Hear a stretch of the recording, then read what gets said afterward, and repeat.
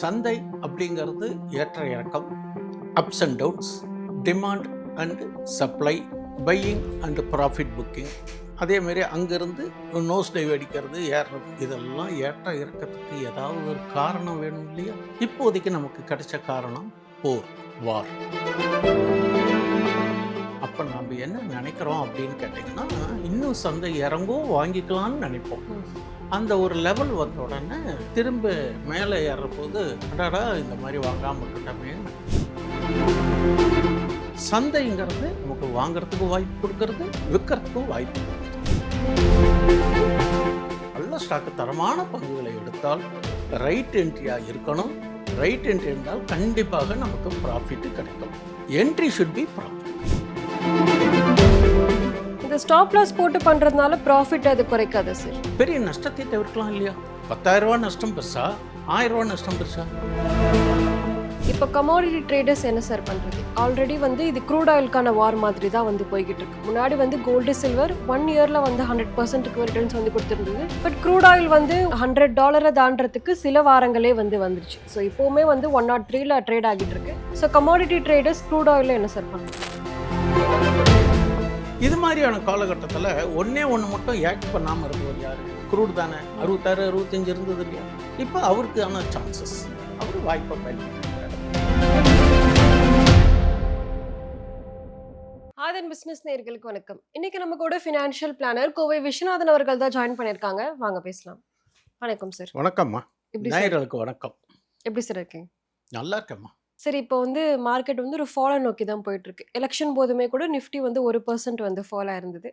So இந்த போருமே முடிகிற சூழ்நிலையில் இப்போ கிடையாது. ஸோ இப்படியே போயிட்டு இருந்தால் மார்க்கெட்டுடைய அடுத்த அப்டேட் என்ன சார்? சந்தை அப்படிங்கிறது ஏற்ற இறக்கம், ups and downs, demand and supply, buying and profit booking. அதேமாரி அங்கேருந்து நோஸ் டைவ் அடிக்கிறது, ஏறுறது, இதெல்லாம் ஏற்ற இறக்கத்துக்கு ஏதாவது ஒரு காரணம் வேணும் இல்லையா? இப்போதைக்கு நமக்கு கிடைச்ச காரணம் போர், வார்.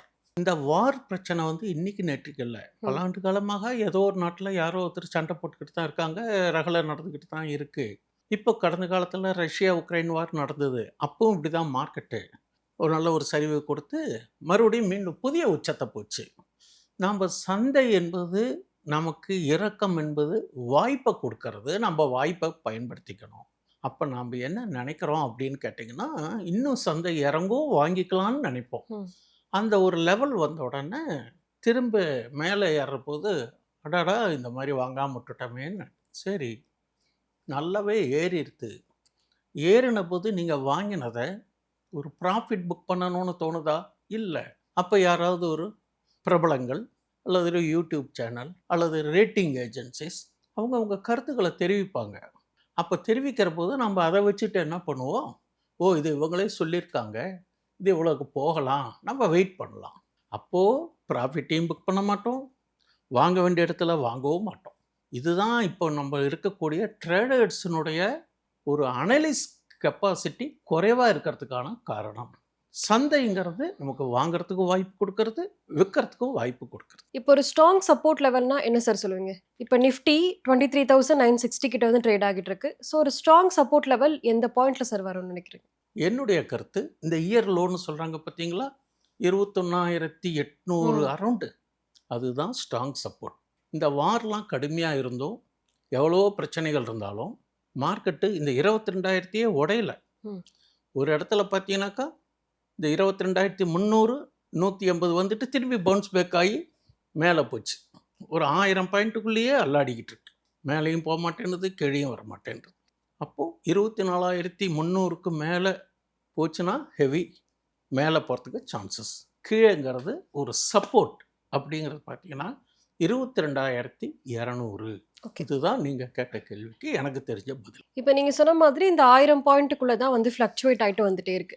ஸோ இப்போ ஒரு ட்ரேடர் ட்ரேட் பண்ணுறாரு அப்படின்னா மார்க்கெட் சைட்வேஸ்லாம் இருக்கும்போது பெஸ்ட்டாக இருக்குமா, இல்லை ஒரு ஃபால் அதில் ட்ரேட் பண்ணுறது பெஸ்ட்டாக இருக்குமா? நீங்கள் கேட்ட விவரத்துக்கு நான் ஒரு வேறு மாதிரியான உங்களுக்கு சம்பந்தமான பதிலே சொல்கிறேன். கொஞ்சம் அப்படியே சுற்றி வளைச்சு வரேன். மார்க்கெட்டில் 2 ஆக்ஷன் முக்கியம். ஒன்று ப்ரைஸ் ஆக்ஷன், இன்னொன்று time action. That is price correction, time correction. இது 2 தான் இந்த எல்லா மார்க்கெட்டுமே ஓட்டிகிட்ருக்கு. க்ரூட் ஆயில் மார்க்கெட்டாக இருக்கட்டும், commodity gold, silver, equity market, currency, bonds எல்லாமே மைக்ரோ டேட்டா பேசிஸில் எல்லாமே price correction, time correction. Price correction அப்படின்னா என்னென்னு சுருக்கமாக சொல்கிறேன். ஒரு ஸ்டாக்கு 500 ரூபாயிலிருந்து 1500 போயிடுறது. அப்போ நான் சொன்னேன் பார்த்தீங்களா, ஒரு இண்டிகேட்டர் மாதிரி RSI. உங்களுடைய ட்ரேடிங் பிளாட்ஃபார்ம், ப்ரோக்கிங் கம்பெனி பிளாட்ஃபார்ம்லேயே அது இருக்குது. நீங்களே பார்க்கலாம் சிம்பிளாக. அதுக்காக ஒன்றும் சிரமப்பட வேண்டாம். அப்போது கீழே இருந்து ஸ்டெப் பை ஸ்டெப்பாக ஹையர் ஹைன்னு போயிட்டே போகுது இல்லையா. ஒரு இடம் போனோன்னா அந்த ஓவர் பாட்டுன்னு சொல்லுவாங்க, அந்த இடத்துல கரெக்ஷன் ஆரம்பிக்குது. அப்போ கீழே வாங்கியிருந்தால் மேலே நம்ம லாபம் பதிவு பண்ணலாமா? வாய்ப்பு கொடுத்துச்சா சந்தை? வாய்ப்பு கொடுத்துரு. அப்போது இது மேலே போனது கீழே இறங்குது பார்த்தீங்களா, அதுக்கு பேர் தாங்க ப்ரைஸ் கரெக்ஷன். சில டயத்தில் நோஸ் டைவ் அடிக்கும். நீங்கள் வாங்கின இடத்துக்கே கிட்டத்தட்ட வரும், ஒரே ஸ்ட்ரோக்கில் அப்படியே கீழே வரும். சிலது கிராஜுவலாக இறங்கிட்டே வரும். இப்போ கடந்த மாதத்தில் பார்த்தீங்கன்னாக்கா எல்லா இண்டெக்ஸோட ஐடி இண்டெக்ஸு ரொம்ப ஹெவி ஃபால். இன்றைக்கி பதிவு பண்ணுற நேரத்தில் மார்க்கெட் பார்த்தீங்கன்னாக்கா ஐடி அப்படியே லெவலாக திரும்புறது. அப்போ நம்ம சொன்ன இண்டிகேட்டரு அல்லது வேறு சம்மதர் இண்டிகேட்டர்ஸு இது யாரோ ஒருத்தர் ஆப்ரேட் பண்ணுறதுனால தானே ஐடென்டிஃபை பண்ணுறாங்க. இது ஒரு ரீட்டைல் ட்ரேடர்ஸ்க்கு தெரிஞ்சிருந்தால் இவங்களும் பண்ணலாம் இல்லையா. செபி உத்தரவு என்ன சொல்கிறாங்க, ட்ரேடிங் பிளாட்ஃபார்ம் ஓப்பன் பண்ணோன்னே 100க்கு 89 பேர் இதில் ஃபெயில் மார்க் வாங்குறாங்க, 11 பேர் தான் பாஸ் பண்ணுறாங்க. அப்போ அந்த 11 பேர் ஜெயிக்கிறாங்க இல்லையா.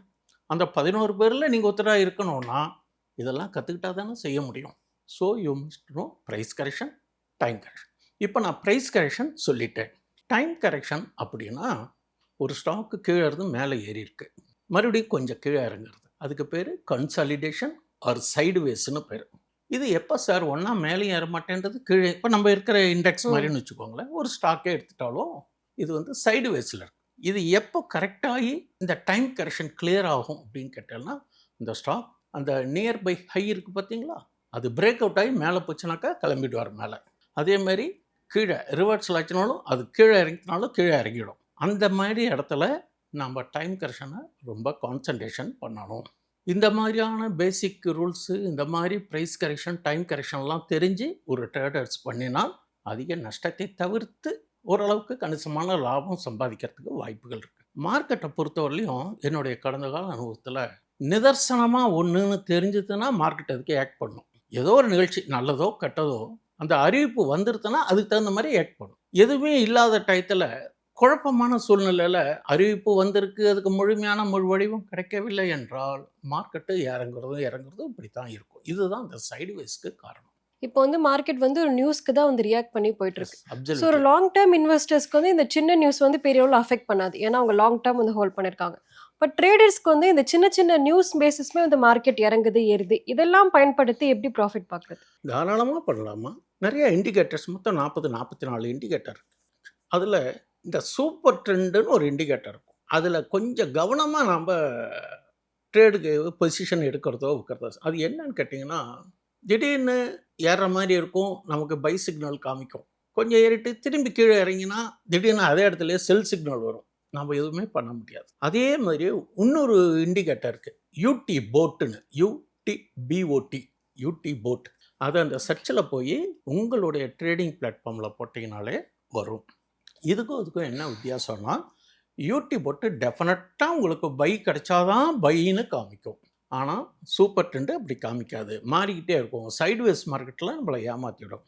யூடி போட்ஸ் நீங்கள் என்ன ட்ரேடிங் பண்ணுறீங்களோ அதுக்கு தகுந்த டைம் ஃப்ரேம் வச்சுக்கணும். அப்போ பார்க்குற போது நீங்கள் என்ன டைம் ஃப்ரேம் வச்சுக்கிறீங்களோ அதுக்கு தகுந்த மாதிரி அந்த இண்டிகேட்டர் உங்களுக்கு எக்ஸிபிட் பண்ணும். பொதுவாகவே candle, price action, indicators, waves, patterns இத்தனை இருக்குது. இதெல்லாம் வந்து நமக்கு ரியர் விஷன்தான். பின்னாடி நம்ம பாதையிலோட இப்படி இருக்குது, சைடில் யாராவது வரலாம் அப்படிங்கிறதுக்கு காமிக்கிறதானே தவிர ஃப்ரண்ட் விஷன் நம்ம பார்வை பாதையில் இருக்குது. அது மாதிரி ஸ்டாக் மேலே இருக்கணும். அதேமாரி ஒரு ட்ரேடர்ஸு ட்ரேட் பண்ணணுன்னா டெக்னிக்கலை ஃபோக்கஸ் பண்ணணும். அந்த stock Nifty 50 or Nifty mid cap 100 இருந்தால் தான் ஓரளவுக்கு அப்ஸ் அண்ட் டவுன்ஸை ப்ரெடிக்ட் பண்ண முடியும். ஏன் சார் நிறைய இருக்குது, நிஃப்டி 500 இருக்குது, 200 இருக்குது, ஸ்மால் கேப்லாம் இருக்குது, பென்னி ஸ்டாக்ஸ் எல்லாத்தையும் இருக்குது. அதெல்லாம் நான் பார்க்கவே மாட்டேன். ஏன் அப்படின்னு கேட்டேன்னா, அதில லிக்விடிட்டி இஷ்யூஸ் இருக்கு. அந்த மாதிரி ஸ்டாக்ஸ் எல்லாம் நம்ம போய் வாங்கக்கூடாது. ஒரு ஸ்டாக்ஸ் ஒரு ஃப்ரெண்ட் ஒருத்தர் சொல்றாரு, "சார் நான் இந்த ஸ்டாக்க ரூ. 32க்கு வாங்கினேன்." எத்தனை வாங்கியிருக்காரு? 10,000 ஸ்டாக் வாங்கியிருக்காரு. நெறைய கிடைக்குதுன்ட்டு வாங்கிட்டாரு. அவன் இன்னைக்கு ரூ. 8ல நிற்கிறான். அவருடைய கேபிட்டல். ஸோ அது மாதிரி பென்னி ஸ்டாக்ஸு மூவ்மெண்ட்டே இருக்காது. ஒரு ஸ்டாக்ஸ் மூவ்மெண்ட்டு கொடுக்குற ஸ்டாக்ஸு மொமெண்டம் ஸ்டாக்ஸும்பாங்க. அதை நம்ம ஐடென்டிஃபை பண்ணுறதே ஒரு தனி ஆர்ட்டு. அதுக்கு நம்ம அடுத்த ஒரு பதிவில் வந்து மொமெண்டம் ஸ்டாக்ஸை எப்படி கண்டுபிடிக்கணுங்கிறதுக்குன்னு ஒரு தனியாக நம்ம வீடியோ வாய்ப்பு கொடுக்குற போது நான் நேயர்களுக்கு தெளிவாக சொல்கிறேன். அதனால் நல்ல ஸ்டாக்கு தரமான பங்குகளை எடுத்தால் ரைட் என்ட்ரியாக இருக்கணும். ரைட் என்ட்ரி இருந்தால் கண்டிப்பாக நமக்கு ப்ராஃபிட்டு கிடைக்கும். என்ட்ரி ஷுட் பி அப்போது என்ட்ரி நீங்கள் எடுத்த உடனேயே நீங்கள் கண்டிப்பாக ஸ்டாப் லாஸ் போடணும். மார்க்கெட்டில் anything may be happened without assigning any reason. Stop loss இல்லாமல் வர்த்தகம் செய்யக்கூடாது. இன்னும் கொஞ்சம் அட்வான்ஸாக தெரிஞ்சவங்க எல்லா ட்ரேடிங் பிளாட்ஃபார்ம்லேயும் இப்போ இந்த ஜிடிடி ஆர்டர்னு சொல்லுவேன் அடிக்கடி, அது இருக்குது. நீங்கள் டார்கெட்டும் போட்டுக்கலாம், ட்ரெயிலிங் ஸ்டாப் லாஸும் போட்டுக்கலாம், ஸ்டாப் லாஸும் போட்டுக்கலாம். வாங்கின உடனே போட்டுவிடுங்க, நிம்மதியாக இருக்கலாம். ஓவர் நைட்டு மார்னிங் ஓப்பனிங்லேயே ப்ரீ மார்க்கெட்லேயே 8% 10% அடிச்சிடலாம். இன்றைக்கி கூட ஒரு ஸ்டாக்கு ஒரு ஆர்பிஐனுடைய அறிவிப்புனால ஓப்பனிங்லேயே நோஸ் டைவ் அடிச்சிருது. அதே மாதிரி ஒரு ரிசல்ட்டு நல்லா கொடுத்தாலும் மார்க்கெட்டு எதிர்பார்த்த மாதிரி வரல அப்படின்னு சொல்லிட்டு ஆப்ரேட்டர்ஸோ அந்த இன்ஸ்டிடியூஷன்ஸோ ஹெவி செல்லிங் ப்ரீ மார்க்கெட்லேயே கொடுத்துடுவாங்க. நாம் 9-16க்கு பார்க்குற போது ஏற்கனவே 8-10-12% இறக்கிடும். அதனால ஜிடிடியோட ஸ்டாப் லாஸ் போட்டு பண்ணுறது ஆரோக்கியமான வர்த்தகம். இந்த ஸ்டாப் லாஸ் போட்டு பண்ணுறதுனால ப்ராஃபிட் அது குறைக்காது சார்? பெரிய நஷ்டத்தை தவிர்க்கலாம் இல்லையா? 10,000 நஷ்டம் பெருசா, 1000 நஷ்டம் பெருசா? கடந்த காலத்தில் நமக்கு நிறையா பங்குகள், நல்ல தரமான பங்குகள், முன்னணி பங்குகள், நிஃப்டி 50ல் இருக்கிற பங்குகள் நான் சொன்னாலும், ஆனால் அது ஏறிடுவான், எப்பாவது கண்டிப்பாக ஏறுவான்னு நம்பிக்கை இருக்குது. அப்படியே இருக்க மாட்டோம். அந்த வாய்ப்பு கிடைச்சி அந்த ப்ரைஸ் கரெக்ஷன், டைம் கரெக்ஷன் வரப்போது அதனுடைய வேலையை அது செய்யும். பெரிய பிக் இன்ஸ்டிடியூஷன் இன்வெஸ்டர்ஸு நல்ல பாட்டம் ஃபிஷ் கொடுப்பாங்க. ஒவ்வொரு ப்ரைஸ் கரெக்ஷனும் நமக்கு ஒரு பையிங் ஆப்பர்ச்சுனிட்டியாக எடுத்துக்கணும். பட் தரமான பங்குகள், ஃபண்டமெண்டலி ஓரியன்டட் ஸ்டாக்ஸாக இருக்கணும். அதுக்காக வந்து பென்னி ஸ்டாக்ஸை வந்து ஒரு ப்ரைஸ் கரெக்ஷன் வந்திருக்கு, அதை போய் வாங்கினானாக்கா அதுக்கெல்லாம் உத்தரவாதம் கிடையாது. இப்போ மார்க்கெட் டைம் கரெக்ஷன் இருக்கா, ப்ரைஸ் கரெக்ஷன் இருக்கா சார்? இப்போ ஆக்சுவலாக என்ன பார்த்தீங்கன்னா, இண்டெக்ஸை பொறுத்த வரலையும் கன்சால்டேட் பேசிஸில் இருக்குது. இப்போ வந்து டைம் கரெக்ஷனில் தான் இருக்குது. ஏன்னா ப்ரைஸ் கரெக்ஷன் வரல. ப்ரைஸ் கரெக்ஷன் இந்த லோவை பிரேக் பண்ணி கீழே போச்சுன்னா தான் டீப் ஃபால், அங்கேயும் போகலை. அப்போது ப்ரைஸ் கரெக்ஷன் பிரேக் அவுட்டும் ஆகலை. இப்போ ஒரு 1 மந்த்துக்கு எடுத்து பாருங்க, 24,300 கீழே பார்த்தீங்கன்னா 22,200. இதுக்குள்ளே தான் இந்த ரேஞ்ச் பவுண்டில் தான் ட்ரேடிங் ஆகிட்டு இருக்கு. அதனால தான் மார்க்கெட்டை ஒன்றும் ப்ரெடிக்ட் பண்ண முடியல. இன்வெஸ்டர்ஸுக்கு எந்தவித பலனும் கொடுக்கவில்லைங்கிறது என்னுடைய கருத்து. ஒரு இண்டெக்ஸ் பார்த்தீங்கன்னா 1 இயரில் 10-12% ப்ராஃபிட் கொடுத்துருக்கு. அதே முன்னணி பங்கு நிறுவனம் டிசிஎஸ் பார்த்தீங்கன்னாக்கா 20% to 22% நெகட்டிவ் ரிட்டர்ன் தான் கொடுத்துருக்கு. ஐடிசி பார்த்தீங்கன்னா நோ ரிட்டர்ன். அப்போது ரிட்டர்ன்ஸ் எப்படின்னு கால்குலேட் பண்ணி நம்ம அதுக்கு தகுந்த மாதிரி நல்ல ஸ்டாக்ஸாக எடுக்கணும். இதுதான் ஒரு ஆரோக்கியமான வர்த்தகம். இப்போ கமோடிட்டி ட்ரேடர்ஸ் என்ன சார் பண்ணுறது? ஆல்ரெடி வந்து இது க்ரூட் ஆயிலுக்கான வார் மாதிரி தான் வந்து போய்கிட்டு இருக்கு. முன்னாடி வந்து கோல்டு சில்வர் 1 இயரில் வந்து 100%க்கு ரிட்டர்ன்ஸ் வந்து கொடுத்துருந்தது. பட் க்ரூட் ஆயில் வந்து $100 தாண்டறதுக்கு சில வாரங்களே வந்து வந்துருச்சு. ஸோ இப்போவுமே வந்து 103ல் ட்ரேட் ஆகிட்டு இருக்கு. ஸோ கமோடிட்டி ட்ரேடர்ஸ் க்ரூட் ஆயிலில் என்ன சார் பண்ணலாம்? கமாடிட்டி அப்படிங்கிற போது பார்த்தீங்கன்னா, க்ரூட் ஆயில் வந்து இந்த வார் இஷ்யூனால, இந்த ஈரான் யூஎஸ்னால, இந்த இஸ்ரேல், அந்த சவுதி அரேபியா, இந்த மாதிரி வளைகுடா நாடுகளில் இருக்கிற போர்னால 127, 128 போச்சு. கீழே பாட்டம் பார்த்தீங்கன்னா இந்த வருஷம் 65. நான் ஒன்று நேயர்களுக்கு சொல்கிறேன், எல்லாமே சைக்கிளிக் தான் சார், எல்லாமே சைக்கிளிக். இப்போது இப்படி நான் கிளாஸிஃபை பண்ணிக்கோங்க. பங்குச்சந்தை, கமோடிட்டியில் gold, silver, crude oil, bond market, currency market தானே இருக்கு இல்லையா? இப்போது ஸ்டாக் மார்க்கெட்டு நல்ல பீக் போயிட்டு இப்போ ரேஞ்ச் போர்டில் இருக்குது. அப்போது கோல்டும் நல்லா ஏறிட்டு இப்போ கன்சால்டேஷன் பேசிஸ், சில்வரும் அப்படி தான் ஏறிட்டு கன்சால்டேஷன் பேசிஸ். இது மாதிரியான காலகட்டத்தில் ஒன்று மட்டும் ஆக்ட் பண்ணாமல் இருந்தவர் யார்? க்ரூட் தானே. 66, 65 இருந்தது இல்லையா? இப்போ அவருக்கான சான்சஸ், அவர் வாய்ப்பை பயன்படுத்திக்கிறார். அதனால் இன்வெஸ்டராக இருந்தால் நீங்கள் டைவர்சிஃபிகேஷனாக பார்ட்டாக வச்சுக்கணும். ட்ரேடர்ஸாக இருந்தால் டெக்னிக்கல் அண்டு நியூஸ் அப்டேட்டில் இருக்கணும். எனக்கு தெரிஞ்ச அனுபவத்தில் இதுதான் நான் வந்து நேயர்களுக்கு சொல்கிறேன். மார்க்கெட் பற்றி நிறைய விஷயங்களை சொன்னீங்க. ரொம்பவே நன்றி. நன்றி, வணக்கம்.